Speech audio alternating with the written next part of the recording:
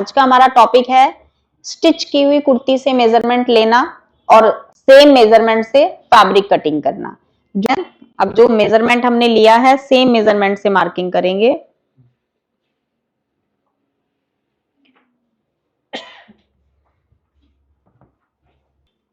यहाँ पे हमारा बस्ट साइज है 23 यानी कि 46, लूजिंग डाल के 46 आ रहा है। वैसे बॉडी मेजरमेंट लेंगे तो 44 आएगा। 44 इंच के अकॉर्डिंग हम यहाँ पे कुर्ती कटिंग कर रहे हैं।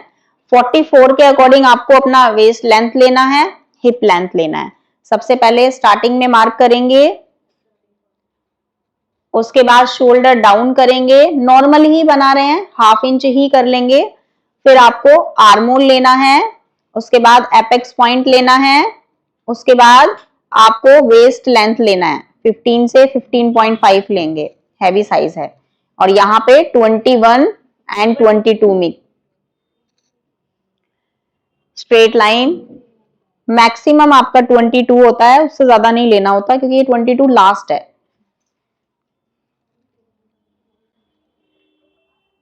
Straight line on every point.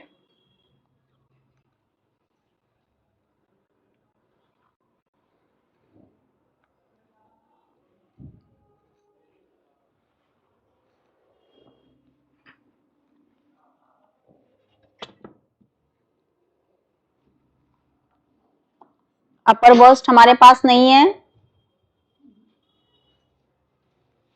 Kurti में भी डार्ट नहीं डाला है।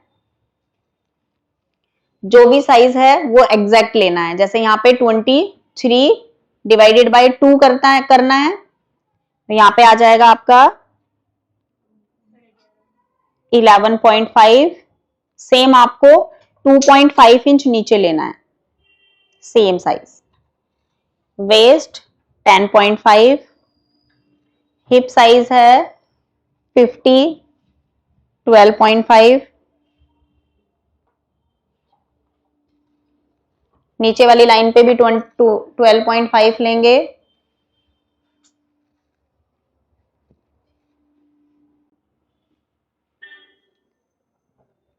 Straight line, straight line, straight line.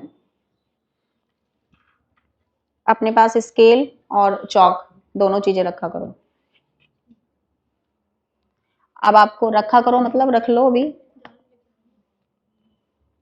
अब आपको लेना है शोल्डर। तो आपका जो भी शोल्डर है आपको डिवाइडेड बाय 2 करना है, लेकिन यहाँ पे हमारे पास शोल्डर नहीं है, हमारे पास यहाँ पे फ्रंट क्रॉस भी नहीं है। तो यहाँ पे आपका माइंड ही काम करेगा।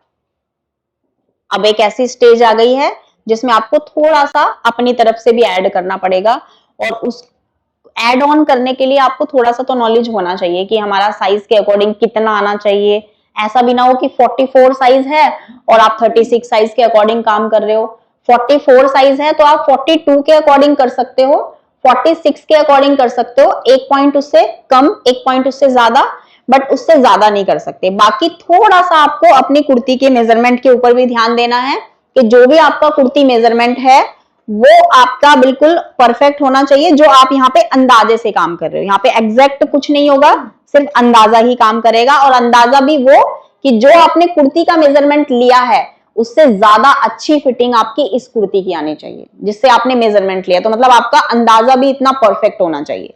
सबसे पहले आपको लेना है शोल्डर। मैं यहाँ पर 7 इंच शोल्डर ले रही हूँ, नीचे वाली लाइन पे भी मैं 7 इंच पे ही लूंगी।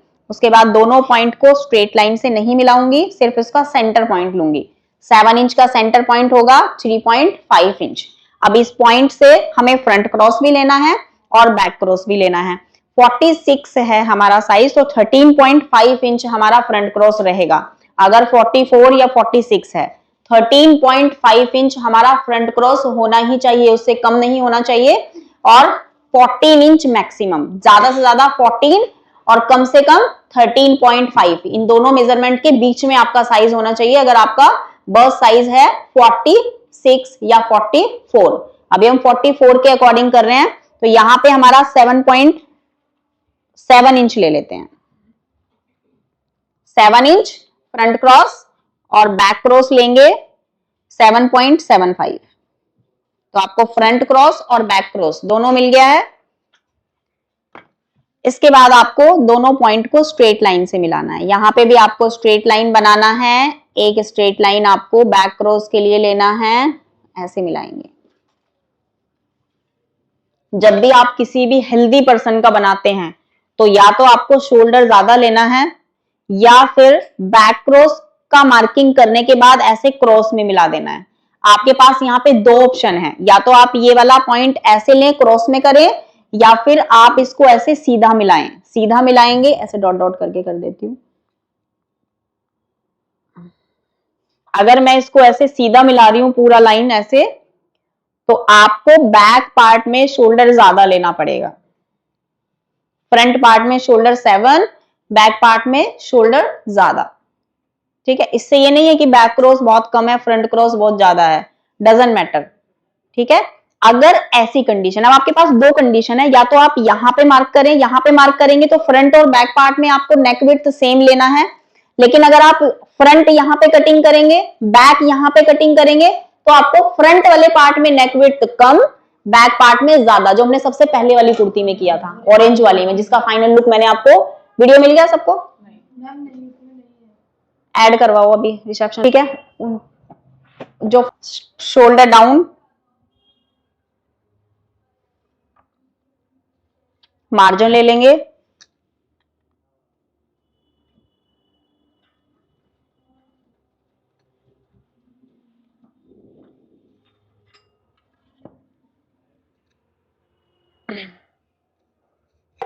स्केल से लगाते हैं। यस,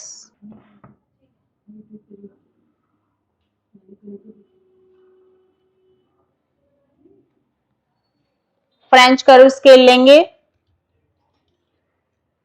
और दोनों साइड में फ्रंट और बैक आर्मोल की शेप बना देंगे। अब ये देखना है कि आपने कितना आर्मोल मेजर किया था और हमारा उसके अकॉर्डिंग कितना आर्मोल आ रहा है। यहाँ पे मैंने कोई फॉर्मूला यूज नहीं किया, सिर्फ वैसे ही किया है, अंदाजा जिसको बोलते हैं। तो फॉर्मूला नहीं यूज करेंगे तो फिर भी आपको मेजर करना है। ठीक है, फॉर्मूला यूज करने से तो हमारा कंफर्म हो जाता है कि कितना है। अभी देखो यहाँ पे आ रहा है 9.5, फिर 9.5 इंच हम यहाँ पे रखेंगे, यहां से मेजर करेंगे फ्रंट पार्ट का, कितना आ रहा है, 20 अराउंड ही आ रहा है, तो मतलब प्रॉपर हमारे मेजरमेंट के अकॉर्डिंग आ रहा है। ठीक है, कटिंग कर दें। आर्मोल में कोई डॉट नहीं है, आर्मोल मैच हो रहा है, बस्ट, वेस्ट, हिप सब इक्वल है, कटिंग कर देते हैं। जब हम आर्मोल में डार्ट नहीं डालेंगे तो आपको फ्रंट और बैक इक्वली ही कटिंग करना है। ठीक है, एक साथ कटिंग कर लेंगे।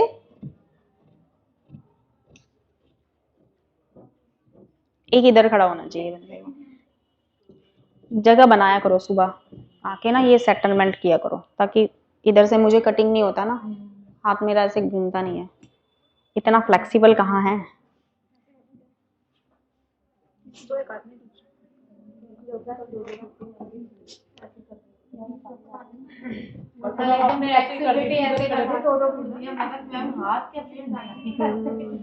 कल का दर्द अभी तक नहीं गया।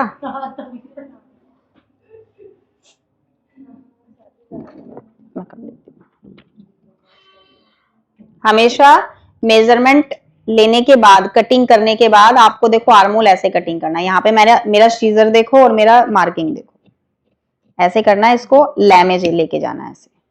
तो आप जब भी मेजर इसको खोलोगे तो आपको ये कटिंग नहीं करना पड़ेगा, ये आपका एग्जैक्ट वही शेप में जा रहा है।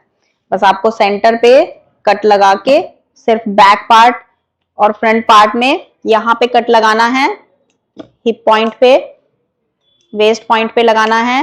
इसके बाद फ्रंट और बैक अलग अलग कर लेना है और फ्रंट वाले आर्मोल को कट करना है सिर्फ।